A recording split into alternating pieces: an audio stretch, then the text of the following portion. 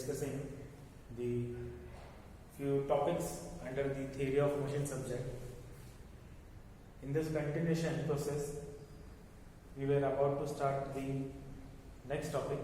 So that is what we are starting today with this kind of mode. Okay. So we will discuss today that classification of gears, and classification will be based on the positions of the axis. Now, as you are aware that in the power transmission thing, we do have n number of options. We do have n number of drives, in which very first is what we are aware is that it is nothing but the belt drive, isn't it? We have belt drive. But in case of belt drive, it is somehow, or it is not a positive drive. Okay, chances of slip are more in case of belt drive, because power is transferred with the help of friction in case of belt drive. Okay, then if we are going to a positive drive, then it comes to the gears. Okay, but before coming back to the gears, then intermediate option, a semi-positive, what we can say, is nothing but the chain drive. So chain drive is also as an example where we can have less slip chances and more power transmission chances, but still it is not a positive drive. If you are considering the examples of it, in case of belt drive, you might have seen the belt arrangement what we do observe in the lathe machine. Usually we are using V-belt drive over there. Okay. Then in case of our homemade swing machine, over there also we are having a round shape or the circular shape, circular cross-sectional belt. So that is nothing but the example of belt drive. Okay. But over there, chances of slip are more. Okay. And when it comes to the power transmission thing, where we want a positive drive but at low cost, then we are going for a non-positive drive, neither positive nor non-positive. Okay, means friction drive. So what is the example of it? Best example is chain drive. As you are aware that in case of chain drive, it doesn't fit into the category of friction drive, it doesn't fit into the category of positive drive. It is the intermediate between these two. What is the best example of it is our two-wheelers. Okay, in case of our two-wheelers, whatever motion is we are getting from the engine, that is we are transferring with the help of chain till the rear wheel. So that is an example of chain drive. But there are certain limitations of both these drive, isn't it? One is the friction drive, another one is chain drive. And there are such applications where these two will not work, isn't it? So in those particular applications, these applications may be or there are certain areas where tremendous amount of heat will be there, isn't it? Then high precision accuracy will be required, isn't it? Load carrying capacity, power transmission capacity will be required, will be huge. So in these particular cases, these two drives will not be suitable. So that is the why this third type of gear drive is there, which is nothing but the gear drive. Okay, and that is why we are going to discuss different types of gears and terminology related with the gears, then power transmission capacities related with the gears, and all the things. We will see one by one. But basically, if we are going to observe what are gears basically, what is its classification, that is what we are going to study today with this mode of lecture. Okay, now we will see one by one. Basically, this gear classification is based on the position of the axis. Okay, according to the position of the axis, this classification is classified. gears are classified, isn't it? So very first is parallel shaft according to the parallel shaft. Now say when two gears are in contact with each other, it is for sure that this gear will be mounted on any shaft or any hub. So how these two shafts are with each other?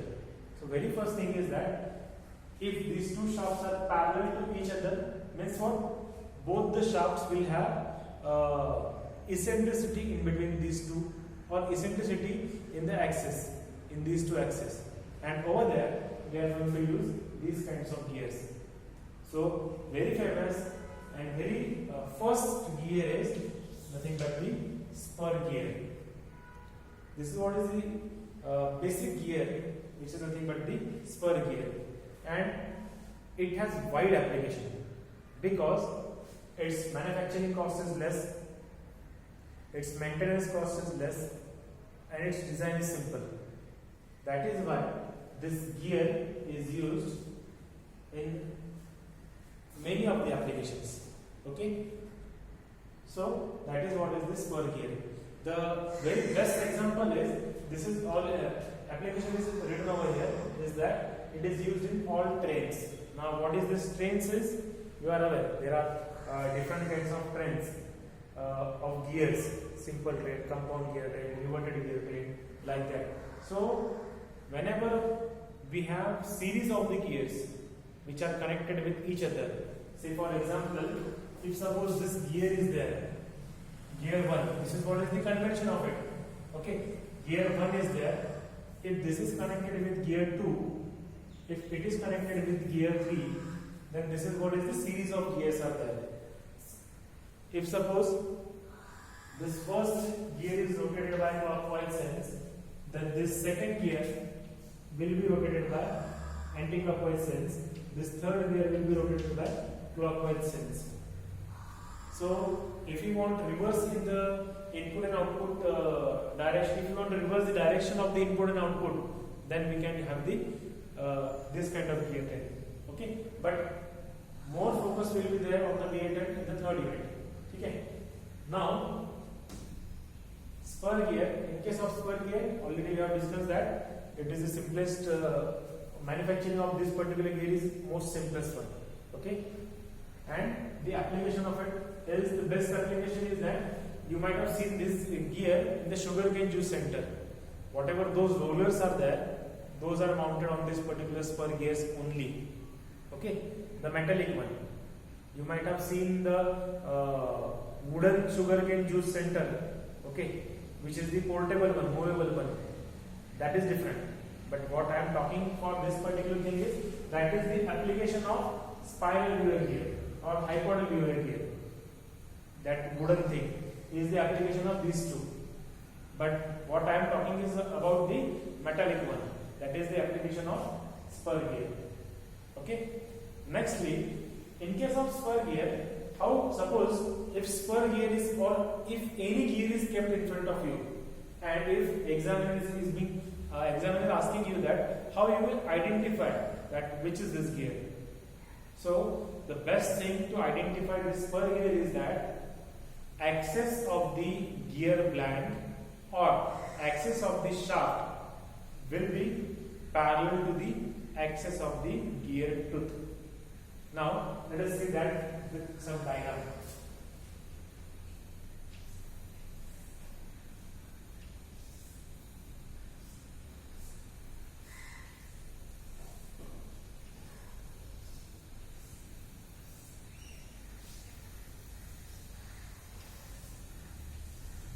Say this is one tooth of an spur gear, okay, and somewhere over here will be the axis of this particular gear, okay, like this.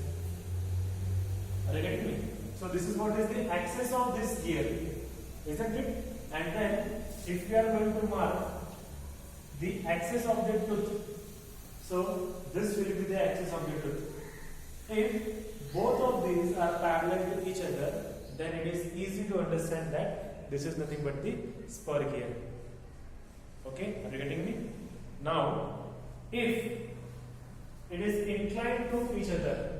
If that tooth axis is inclined to the axis of the gear, then it is known as helical gear, where these both axes will be at inclined to each other. Okay, and the application of these gears are used in high speed applications, or where we need to carry high loads. Okay, in those particular applications, these gears are being used. Now, in this particular gear, suppose if we are saying that, if suppose this is what is the gear, okay, in case of spur gear, the direction of leg will be like this, isn't it? But in case of helical gear, it will be like this. Are you getting me? So this is what will be the diagram for the helical gear. Next is rack and pinion. The very best example of rack and pinion is that it is used in Maruti 800. In Maruti 800, and that also in Maruti 800 steering system arrangement. Okay, basically this gear is used, rack and pinion basically is used to convert rotary motion, whatever rotary motion we have given to the steering wheel, to the oscillatory motion or to the linear motion of the what we can say axle of an four-wheeler.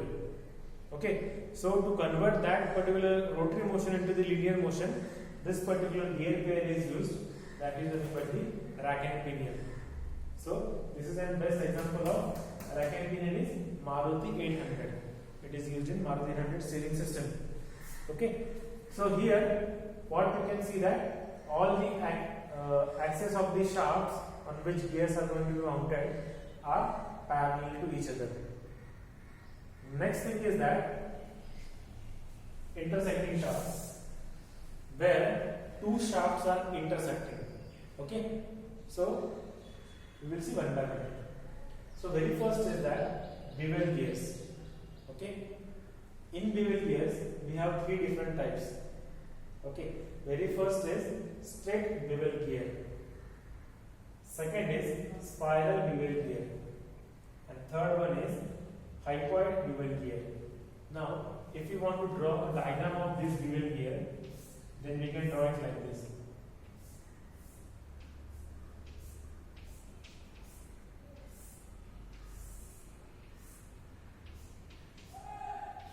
So these are nothing but the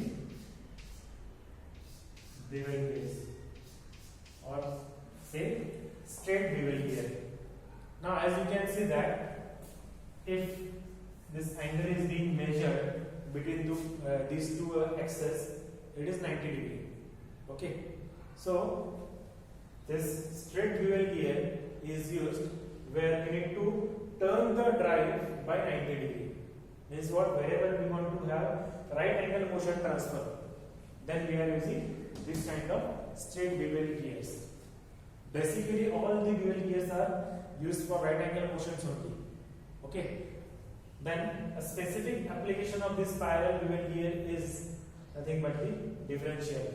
As you are aware that in our four-wheeler, the best what we can say, the most complicated component of the four-wheeler is nothing but the after engine is nothing but the differential. So in differential we are using the spiral bevel gear. Over there also we are converting the drive by 90 degree. Okay, we are turning the drive by 90 degree. So that is the application of spiral bevel gear. Next is hypoid bevel gear or hypoid bevel gear. It is used in automobile line drive transmission. Okay, all these are nothing but the same spur gear, helical gear line only. So here the axes of the teeth are parallel to the axis of the shaft. That is what is there. Okay. Nextly, in the third type, where gears are non-parallel and non-intersecting. Gears are mounted on the shaft which is neither parallel nor intersecting. In that particular case, we have two types or we have two classifications according to it. So very first is spiral gears. Okay, and where these spiral gears are used, it is used in the textile machineries. Okay, spiral gears are used in the textile machineries. Then worm and worm wheel. So worm and worm wheel. It is used in the material handling equipments, or it is used in the windmills. What exactly worm and worm wheel is? Suppose if we have one disc over here. So for example, if this disc is there and if this rod is there, so this is what will be the worm and this is what will be the worm wheel. If this worm wheel is rotated by 1 rpm, or it is if it is completing 1 revolution, it will complete more than 1 revolution. Depending upon the speed ratio, it will rotate by 100 revolutions. So up to 1:100 speed reduction or enlargement, that is possible in case of worm and worm wheel. So this is the best example of worm use or the application of the worm and worm wheel is nothing but the bend wheel. So this is what is the broader, what we can say, classification of an gears. Thank you so much.